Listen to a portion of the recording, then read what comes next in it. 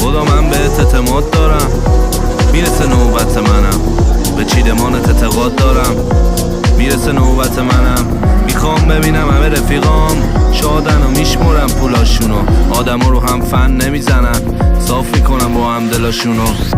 امیدوارم برنده شی رفیق، جشن بگیری عید امسال، همه ازت شیرینی بخوان تو خونت، بهترین پنت تهران.